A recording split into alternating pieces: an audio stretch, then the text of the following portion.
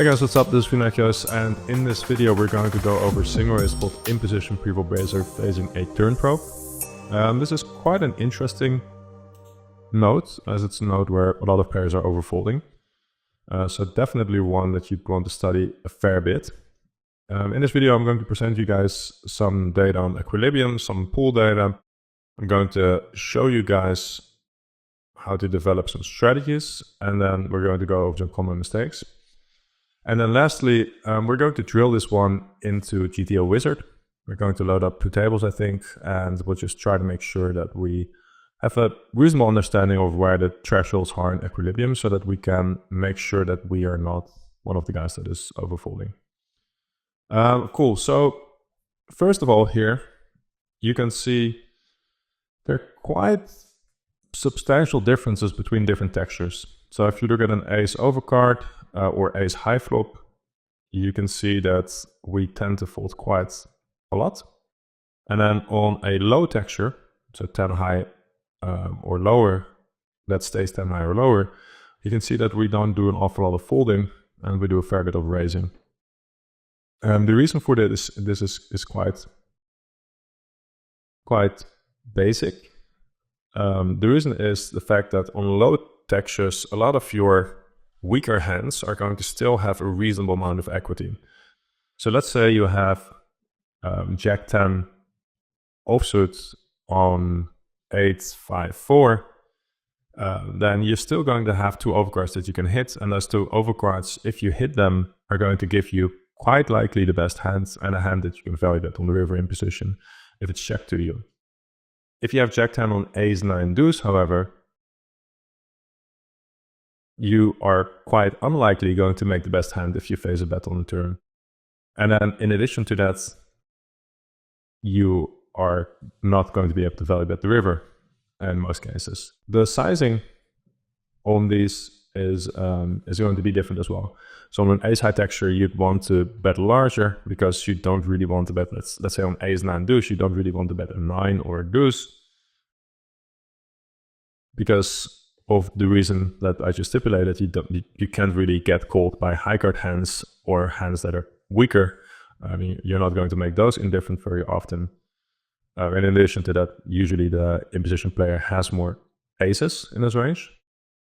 Whereas on a low texture, you are more incentivized to bet more of the pairs as the out-of-position player so that you can get some value from the high cards.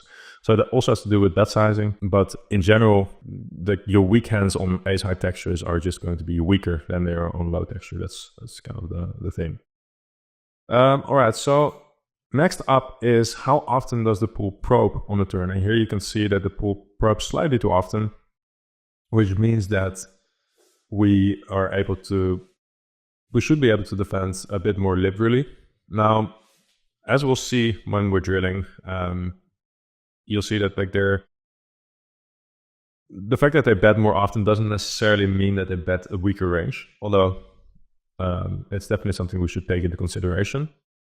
Because as the out of position player, you should be checking relatively uncapped as well. And if you're not sure what I mean by that, feel free to check out the videos in where it's called out of position pre-flop caller probing a turn, where I'll be explaining it a little bit more in depth. For now, it's important to know that the out-of-position player, whenever he checks the flop and turn checks behind and has the option to probe, needs to have some strong hands in his checking range. And he needs to do that in order to build his check-raising range.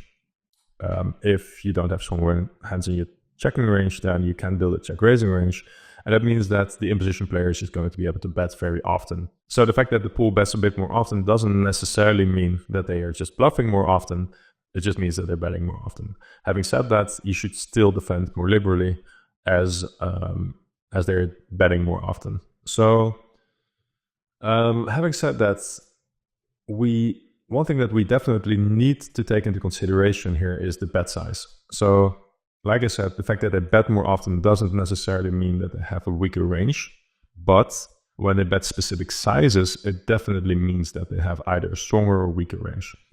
The turn probing node for the out of position player is like one of the many nodes in poker where people don't really have standardized bet sizes for the most part. Now, obviously, if you're playing in a very competitive environment, then like you will encounter more and more players that are just going to play a bet size based on the texture.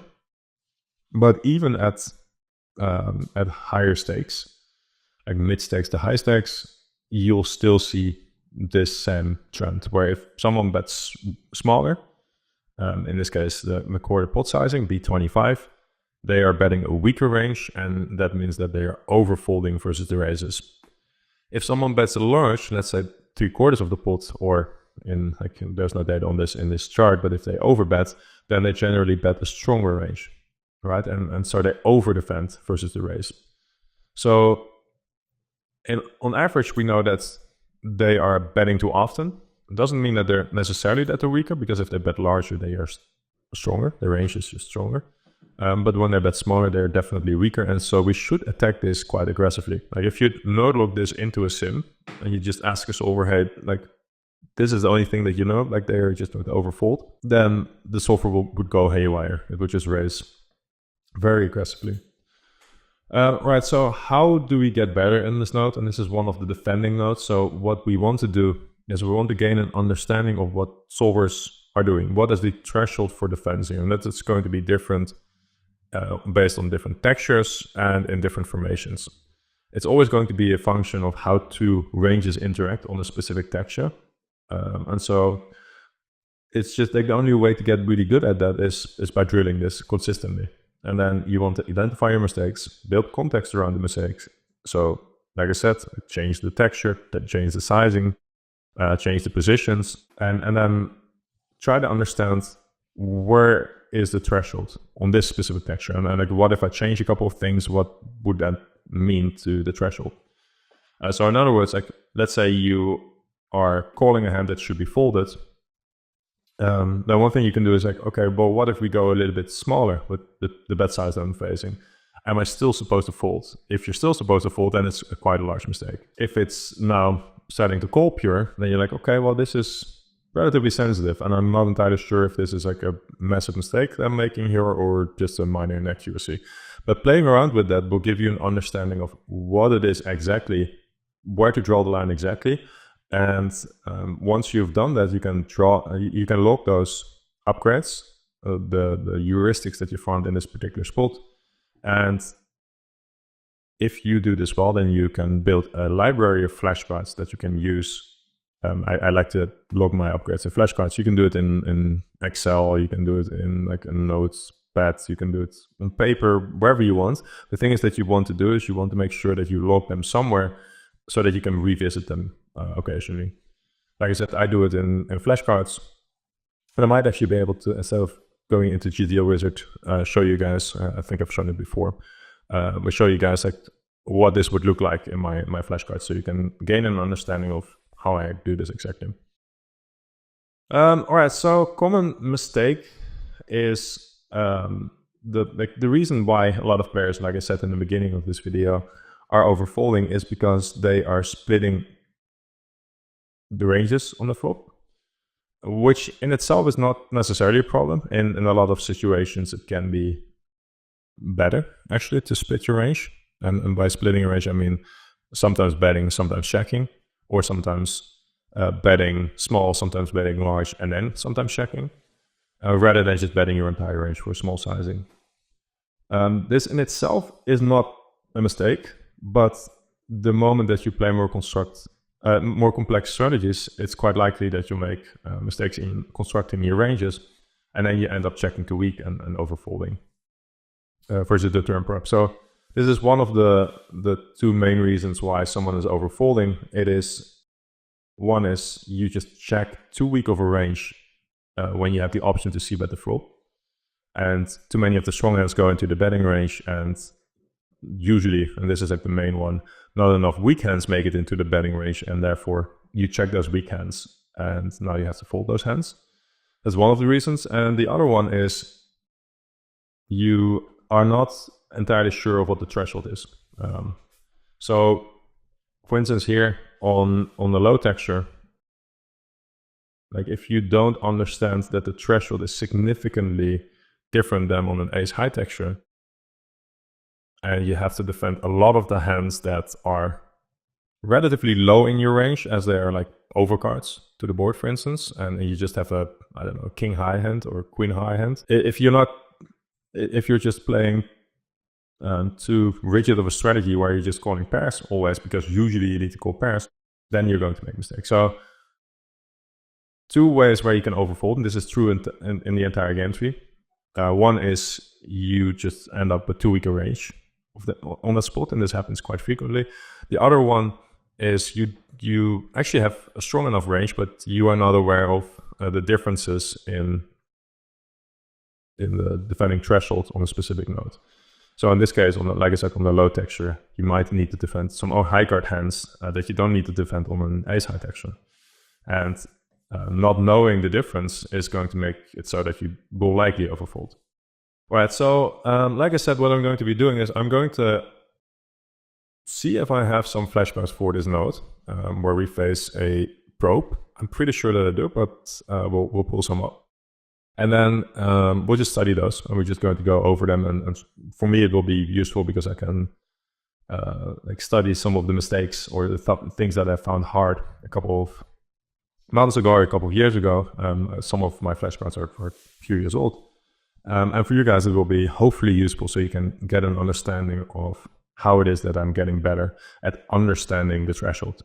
So this is like mostly threshold stuff. And then the previous one, this one, like the solution is quite simple. You want to either check stronger, which is like a very good strategy, overprotect your checking range a bit, or you want to bet range and just mitigate the issue. Either way is fine, and it kind of depends on the specific of the situation, on your skill level, which ones of these you want to pick. All right, so I'm going to be right back with you guys for the flashcard. All right, so here we are. I ended up picking one of the turn probe defense ones that I haven't made myself. So this should be interesting. These are ones that are part of Natural CFP. And it's been a while since I've done these, so let's see. Okay, so this one is relatively easy. We are not going to fold ever. He goes small, so we are able to raise occasionally. But I think I call or raise. It might mix in some raises. I could see that being a thing for sure. But calling seems reasonable as well. One of the reasons why we want to be calling is if we get a check on the river, we are sometimes going to win versus a hand like king, I don't know, king 5 of clubs, or king 5 of diamonds, king deuce of diamonds. So yeah, hands with 2 diamonds primarily. Maybe your occasional queen 10 or king 10 is going to check the river. So calling is fine when when there's a sub-range of the game tree that is going to win by the river, but I don't think it's going to be a massive range of the game tree. It's going to happen very seldomly, I think. So raising is probably going to be okay as well, but let's see. We should look for any excuse to call versus block bets. Sort of a fold 16% overall, and the gut shot is definitely good enough to defense.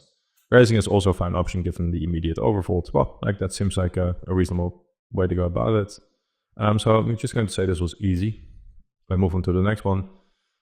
Here, block bet. Oof, this one's tough.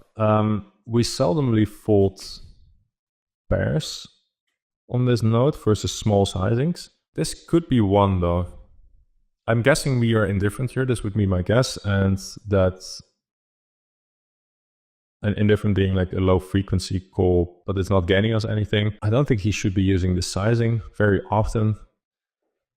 So I'm just going to go with fold here, because I think if we're going to call, it's not going to be pure, but I could see us folding pure. Although, yeah, it's tough. I think like if it's close, I'm leaning towards fold, but I could see that being a pure fold in equilibrium. We want to look for any defense. Oh wow. It's interesting. I would have overfold. Like it's a relatively close call, but still you can see like 3 chips, so 0.3 big blinds is more than, it's actually more than enough to defend here, which is a bit surprising to me, but so I'm going to say this one was hard because I made a mistake there. All right, so queen Jack, I would defend here. I would raise quite often, I think. Because I have 2 overcards and they're raising relatively aggressively is going to be fine. We prefer to have a club here, which is definitely true. So this is going to be a mix, I would reckon, in equilibrium. It might raise sometimes, it might call sometimes. But I think like raising is a little bit better than calling. So I'm just going to go with the raise here.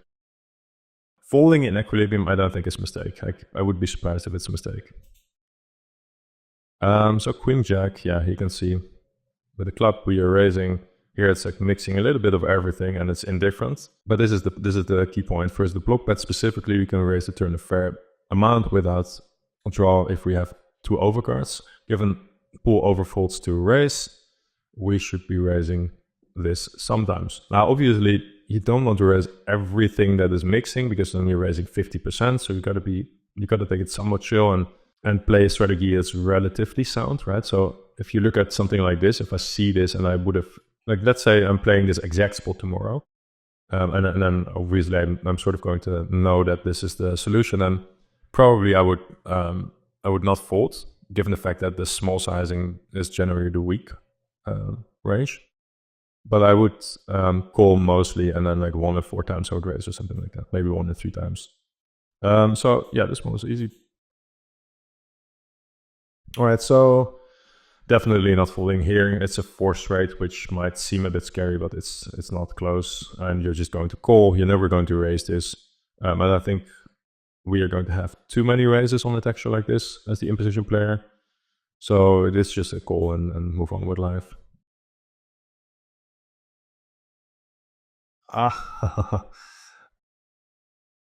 The solve is mixing raise for value, which is very surprising to me, but pretty cool. We're actually raising more than so this is like part of the issue. I thought we would be raising less here, like more like 12% or something like that. So mixing in raises specifically with the king of spades is pretty cool. Yeah, okay, nice. So I'm just going to say okay. So I would have not folded. And this is not folding. This is ever raising. Like I think in practice it's probably not a bad idea to raise here sometimes with pocket nines, because I don't think there's as many flushes in the block bet sizing as there should be. This is one of those spots where if we pull up, I'm just going to do that after the hand actually. Actually, we don't need to because we can see the solution, but browsing through it would be even cooler.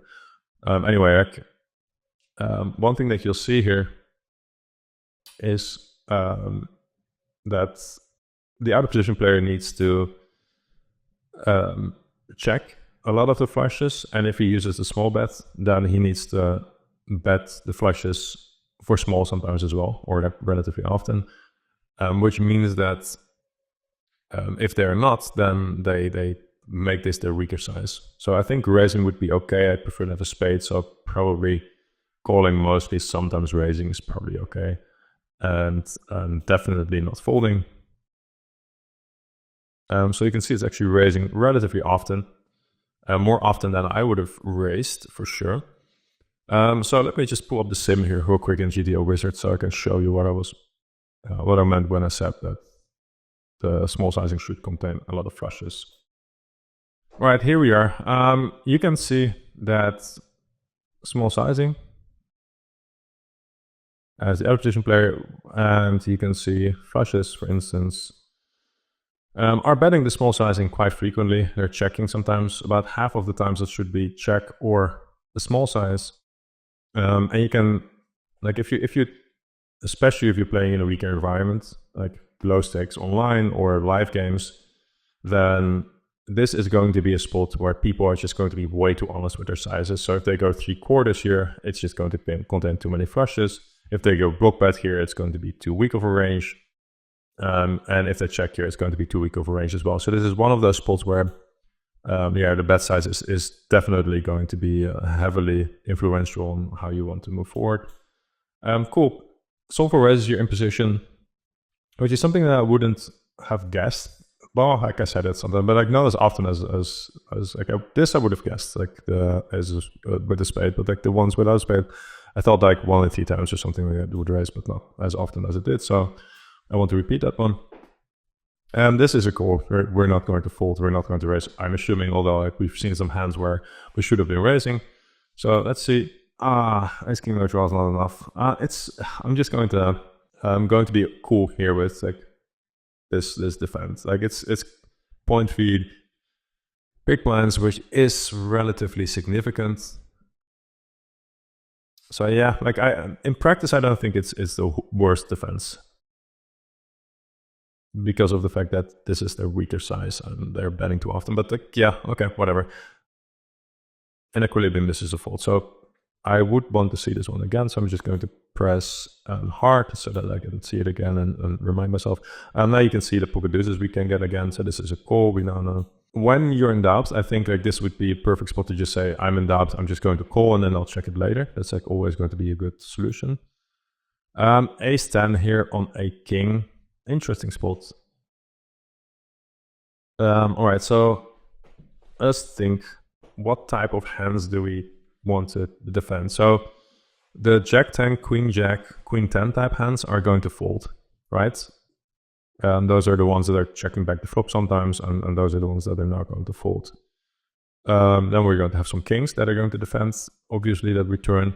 And then we probably need to round up our defense by defending some ace highs at least. Like ace queen seems like a pretty reasonable defense. Then you have like ace 4, ace 6, ace 9 that are gutters, so those are going to defend. Ace 10, I don't know, like let's just go with our standard heuristic of I'm not sure, so I'm going to defend. Seems like a reasonable way to go about it. Two factors. First, the flop is one of the higher and more connected boards. Of the boards we range check, leading us to have a light threshold. And secondly, at that threshold, we can't have two overs to the king. Yes, so let's see. It's pretty much indifferent though. Yeah, so this was not made, but like yes, I understand. And like the king makes it so that like a lot of the hands are going to not have enough equity defense. Or in other words, our folding frequency is a bit higher than it would be if the turn was like a deuce, which kind of makes sense. I think it's fine. Like either way is fine. Like this is close enough, I think, to just go either way. But should I face this spot tomorrow on my games, I would have just hold it now. So I'm just going to say hard, and then we'll go for the last one. This is going to be raised very often, I think. Like we have a spade that is going to function quite well on. Well, he goes bigger here though. Anyway, I think I still raise. Like this is probably one of the better raising candidates because we block some value. We block some bluffs as well here, but mostly we block value. We have future blockers with the spade, and we have outstood the nuts. Like he might call 7-8, 5-8, 8-4 suited, and then the river is a 6, and we are just going to win an entire stack. So yeah, I think this is fine. Never raises, okay. Although other 8x does raise. This is presumably because our gutter with 9 is much stronger, meaning calling is worth a full 13% of the pot. We don't really want to reopen action with our nut. Draw 10-8 is much weaker and calling is much worse. Yeah, okay, that's fine. That's reasonable. I think in practice, so what this is saying is like sometimes you get 3 bets and that would be kind of shitty. So in equilibrium, we want to have 10-8 before we want to have this one. Another reason I think is we want to keep all the 8x in, right? And now like, if Fidden has 10-8, then we probably want to keep that in. So I think probably that's like at least as important here. Interesting spot. Like I think like specifically the last point that I made that you actually probably want to keep all the 8x in, so that when you make a straight, you just like are going to win a stack. In equilibrium at least, like maybe if you're playing deep stack games, you're not. But that's like probably quite an important point.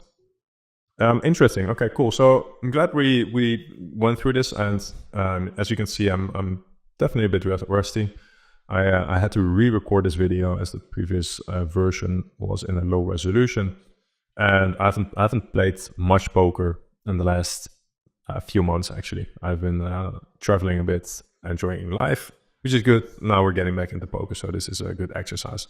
Okay, guys, if you have any questions, hit me up in the chat and talk to you guys soon. Okay, bye.